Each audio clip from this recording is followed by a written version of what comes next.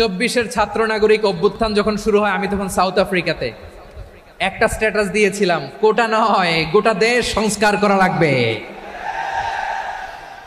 শুধু বাংলাদেশ নয়, সারা বিশ্বের বাংলা ভাষাভাষী লোকেরা এই আন্দোলনের সাথে তারা সমর্থন দিয়েছে। আমাদের ইউনাইটেড আরব আমিরাতের ভাষাভাষী লোকেরা এই আন্দোলনের সাথে তারা সমর্থন দিয়েছে। আমাদের ইউনাইটেড আরব আমিরাতের বাংলাদেশি ভাইয়েরা তারা সেখানে রাস্তায় নেমে এসেছিল, জানেন? ওইখানে ডেমনস্ট্রেশন করা যায় না, সেখানকার সরকার তাদেরকে যাবজ্জীবন দিয়েছিল। তখন আমাদের এই যে প্রধান উপদেষ্টা ডক্টর মোহাম্মদ ইউনূস সরাসরি G2G বলে, এটারে G2G, government to government, G2G, উনি চিঠি লিখলেন যে তাদেরকে, ইউর হাইনেস, হে সম্মানিত আমির, আপনি আমার এই চিঠির কারণে আমার সম্মানে এই 53 জন বাংলাদেশিকে মাফ করে দেন। এই চিঠির বদৌলতে বেকসুর খালাস পেয়ে গিয়েছিল আমাদের ভাইরা, জানেন না এই ঘটনা আপনারা? তাহলে গভর্নমেন্ট টু গভর্নমেন্ট চিঠি দেওয়া হয়। সপ্তম হিজরিতে বিষ্ণু ইসলাম সব সুপার পাওয়ারের কাছে চিঠি দিলেন, রোমান সম্রাটের কাছে, পারস্য অধিপতির কাছে, মিশরের অধিপতির কাছে, সবার কাছে চিঠি লিখলেন। চিঠির ভাষা ছিল এরকম, মিন মুহাম্মাদিন রাসূলিল্লাহ ইলা মুকাওকিস আযীমিল কিবত, মুহাম্মদ রাসূলুল্লাহর পক্ষ থেকে মিশরের বাদশার কাছে, আসলিম তাসলাম, ইসলাম মানো শান্তিতে থাকবা, সালামুন আলা মান ইত্তাবা আল হুদা, শান্তি তার জন্য যে হেদায়েতের অনুসরণ করে। সুবহানাল্লাহ পড়েন। তো এই চিঠি অনেকে ভালোভাবে রিসিভ করেছে, অনেকে এই চিঠি পাওয়ার পরে নবীর কাছে আবার ইন রিটার্ন উপহার পাঠিয়েছে। কি পাঠিয়েছে? উপহার। মিশরের বাদশা মুকাওকিস তিনি বিশ্বনবীকে বিশাল এক উপহারের ডালি পাঠিয়েছেন। মিশরের বাদশা মুকাওকিস ছিলেন ধর্মে খ্রিস্টান। লালমনিরহাটের ভাইয়েরা আওয়াজ করে বলেন, মিশরের বাদশা ধর্মে কি ছিল? খ্রিস্টান। কি উপহার দিয়েছিল আমার নবীকে? শুনতে মনে চায়? আওয়াজ নাই লালমনিরহাটের গলায়, শুনতে মনে চায়? 1000 স্বর্ণ মুদ্রা, 1000 স্বর্ণ মুদ্রা। 2টা খ্রিস্টান দাসী, একজনের নাম মারিয়া বিনতে শামউন আল কিবতিয়া, আরেকজনের নাম সিরিন বিনতে শামউন আল কিবতিয়া। একজন খ্রিস্টান দাস 20 থান কাপড় জামা বানানোর জন্য, আমরা নবী যেন সেলাই করে জামা বানাতে পারে এজন্য 20 থান কাপড়, 20 থান ফাইন গার্মেন্ট। সুবহানাল্লাহ পড়বেন না? এরপরে একটা গাধা যেটার নাম ছিল উফাইর, আর একটা খচ্চর, এটার নাম ছিল দুলদুল। খচ্চর চিনেন? গাধা আর ঘোড়ার ক্রসিং এ যে প্রাণীটা দুনিয়াতে আসে এটার খচ্চর বলে। তো এই যে সুপার পাওয়ার খ্রিস্টান বাদশার কাছে নবী চিঠি লিখলেন, ওই খ্রিস্টান বাদশা আমার নবীকে উপহার দিল। বিশ্বনবী এই উপহারগুলো সানন্দে গ্রহণ করেছে। সুবহানাল্লাহ পড়বেন না? তাহলে অমুসলিম কেউ যদি আপনাকে উপহার দেয়, হালাল উপহার হলে আপনি গ্রহণ করতে পারবেন। অনুরূপভাবে পারস্যের বাদশা, রোম সম্রাট বিশ্বনবীকে উপহার পাঠিয়েছেন, আমার নবী সবগুলো উপহার গিফট গ্রহণ করেছেন। সুবহানাল্লাহ বলেন। তাহলে প্রিয় লালমনিরহাট আওয়াজ করে বলুন, ইসলাম কি ন্যারো মাইন্ডেড রিলিজিয়ন না ব্রড মাইন্ডেড?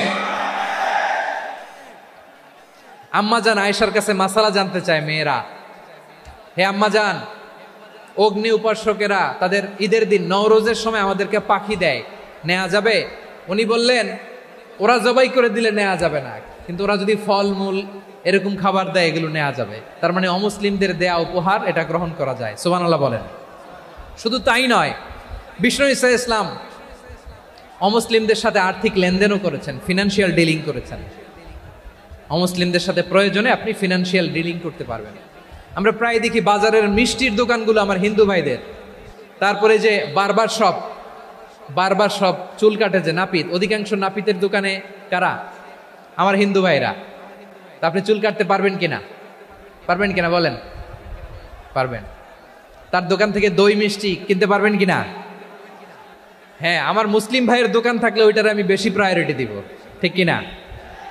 কিন্তু যদি তাদের সার্ভিস নিতে চান, প্রোডাক্ট নিতে চান, পারবেন। তার দলিল সহিহ বুখারী, আম্মা জান আয়েশা রাদিয়াল্লাহু তাআলা আনহা বলেন, ইশতারা রাসূলুল্লাহ সাল্লাল্লাহু আলাইহি ওয়াসাল্লাম মিন ইয়াহুদিয়িন তুআমান ওয়া রাহানাহু দিরআহু মিন হাদিদ।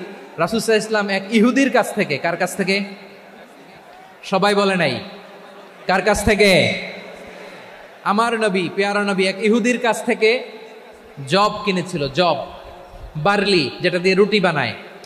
ওই জবের দাম দেওয়ার টাকা পয়সা নবীর কাছে ছিল না, ফলে নবী ওনার একটা পোশাককে মর্গেজ রেখেছিলেন, মর্গেজ বন্ধক, যে এখন এটার দাম দিতে পারবো না, কয়েক কেজি বার্লি নিয়ে যাই আর বন্ধক হিসেবে আমার জামাটা রেখে গেলাম, যেই দিন দাম দিব ওই দিন জামাটা ছুটাই নিয়ে যাব। সুবহানাল্লাহ পড়বেন না? বাকিতে নিছিলেন, বাকিতে।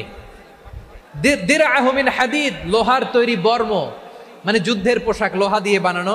বিশ্বনবী বললেন কয়েক কেজি জব দাও, টাকাটা পরে দিব, এখন টাকা নাই, বন্ধক হিসেবে মর্গেজ হিসেবে আমার জামা রেখে গেলাম, যখন টাকা দিব জামা ছুটায় নিব। আওয়াজ করে বলতে হবে সুবহানাল্লাহ। এ থেকে বোঝা গেল অমুসলিমদের সাথে ফিনান্সিয়াল ডিলিং করা যায়, অর্থনৈতিক লেনদেন করা যায়, কেনাবেচা করা যায়, প্রোডাক্ট কেনা যায়। এমনকি আমাদের মসজিদে নববীতে বারান্দায় আপনার একটা অটোমেটিক ফ্লাইং আমব্রেলা দেখছেন? সূর্য যখন বাড়ে মসজিদে নববীর বারান্দায় ইয়ার্ডের মধ্যে অটোমেটিক্যালি কিছু আমব্রেলা আছে, সাঁ করে খুলে যায়, আর সূর্যের তাপ লাগে না। আবার সন্ধ্যাবেলায় এই আমব্রেলাগুলো ওরা ক্লোজ করে ফেলে, দেখেন নাই না? দেখছেন?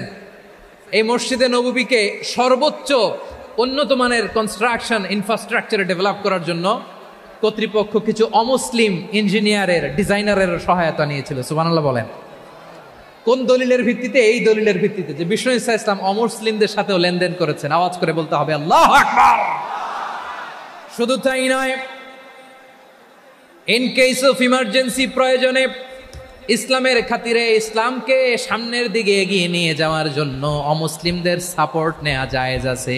সুবহানাল্লাহ বলেন। অমুসলিমদের সাপোর্ট নেয়া, তাদের থেকে অর্থ নেয়া, পলিটিক্যাল সাপোর্ট, পলিটিক্যাল অ্যাসাইলাম নেওয়া জায়েজ আছে।